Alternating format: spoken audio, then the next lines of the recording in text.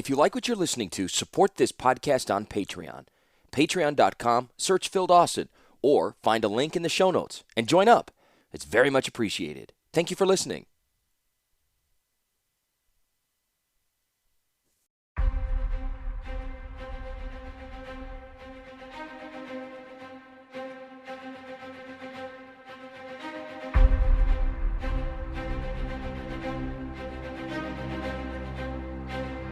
Chapter 19. Exchange of Information. Gix the demon received the report from one of his monks, but no words were spoken. Instead, the monk knelt beside the demon's makeshift throne, and the demon's elongated finger clasped the top of the monk's skull. The monk let out a low moan as the talons dug slightly into the skin and the demon's claws connected with the nerves beneath the flesh. It was a heady moment for Gix, slightly intoxicating. These fleshy creatures were filled with sensation. Even the monks, whom Gix had learned possessed an existence that was removed from the experiences of others of their race, were a cornucopia of emotions, a pit of conflicting desires, a rich, breeding tidal pool of feelings. The electric thrill of touching those feelings, even vicariously, rushed through him like a shot. The demon would be loath to admit it, but he found the experience unlike any at home in Phyrexia. Delicious. That was the word for it. The touch of the monk's nerves was delicious. The emotions subsided. Fear, anger, passion, concern, bliss, and Gix began to scan the monk's mind. The monks prided themselves on their machine-like organization, but Gix found their minds a tangle of clutter, a jungle of conflicting thoughts more impenetrable than his homeland's jungles. Slowly, Gix extended his own consciousness, taming the wilderness and pulling the answers he needed from the living skull of his worshipper. There had been those who had protested against his tender probings. They were buried in the sand outside, buried next to the weak, who collapsed in on themselves at the first gentle mental touch. Only the strong and the willing remained in the demon's service, which was as he thought it should be. He had learned much of the world through the monks, much about the world so different from his own, as organized as a goblin parade and as structured as an overturned anthill. Even those words were looted from the monks' minds, for the pure chaos of the world did not connect in any way of his old life beneath the oily skies of Phyrexia. This was a world filled with rogue units without coherent masters of any type. Perhaps this world had a master once, but they died or went away, leaving brawling children in their place. There was an old dead race called the Thran. Perhaps they had been the masters, but they were gone and left their toys behind, simple, uneducated machines without a glint of true sentience. And now some of these squalling children had unearthed those toys and were playing dangerous games. One of the children had found the way into Phyrexia and stolen toys from his betters. He'd stolen from those who would come looking for his devices.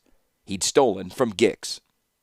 The child was called Mishra, the monk's mind said.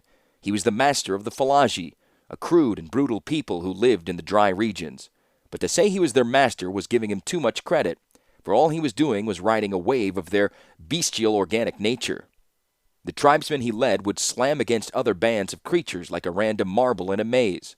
This Mishra provided no more true guidance than an ornamental spur on a diabolic machine. There was another, Mishra's subordinate, but the red-haired one did not shine in Gix's mind, as did Mishra. He was the thief. Mishra was the one whose mind had brushed his all those years ago. Mishra came into him in dreams. Had he dreamed before he encountered Mishra? Gix wondered. He had no memory of doing so. Mishra invaded Phyrexia and took the dragon engines, the Makfawa, the creatures of the first sphere. Mishra must be punished. But Mishra was not alone, for there had been another in that initial mind touch, years ago, a shadowy figure alongside Mishra. At first he thought it was another subordinate, similar to the Ashnod subordinate, but Gix soon realized that this other was instead a similar unit, issuing from the same basic components and manufacture. A brother, the monk's mind said, though the word carried different flavors and sensations than when referring to other priests. The brother, Urza, another master of another crude, brutal people. There seemed no end to such barbarians, the children of unknown, abandoned masters. Once Gix sensed Urza's existence, he could see him clearly, cut from the same cloth as his brother, no more and no less than Mishra was. Their minds seemed ordered, or at least more ordered than the most he had encountered. Each brother carried a legacy of the old ones, of the Thran. It was a stone split in two, each half containing the summation of the earlier stone, yet altered to fit the organic unit they had bonded with. Gix could feel the crystalline longing of these halves, of the attraction they held for each other, and of their repulsion. The stones stood like beacons to Gix, and even without the monk's surrogate senses, the demon could feel their power. The beacons had moved little in the past few years. One lay to the west, across a patch of uneven mountains. The other was in the south, among another barrier of titanically broken ground. They called to him. They pleaded with him to take them back to Phyrexia, back to where they would be truly used. When he had first come into this fleshy world, Gix thought he would merely slay the thief and return with the recovered dragon engines. He could feel their calls as well, though one became weak and flickered out of existence a few years previously. He mourned for that one and almost sought vengeance. But now there was more to his mission. He could touch the dreams of the thief when he was in Phyrexia, but in this world he could touch neither Mishra's dreams nor Urza's. Now they seemed proof against his blandishments. Was this part of the power of their stones, or of the world itself? The stones seemed important. Should he recover them as well? And were these two organic children a danger to Phyrexia? If they had broken through the barriers, would not others? Faced with questions, Gix was logical and precise. He sent his monks out to gather information. Once the information was garnered, he sucked it deliciously from their minds and formulated a plan. Gix willed his orders into the mind of the monks. There was another low moan as old information was pushed out of the monk's mind and organic circuitry rewired to comprehend the new orders. Gix had learned through fatal trial and error which parts of his worshippers' minds they needed for basic functions, and he left those untouched. Gix lifted his hand and his talons slid loose from the flesh and nerves of his servant. The monk pitched forward into the waiting arms of his brothers to a lesser extent than Mishra and Urza.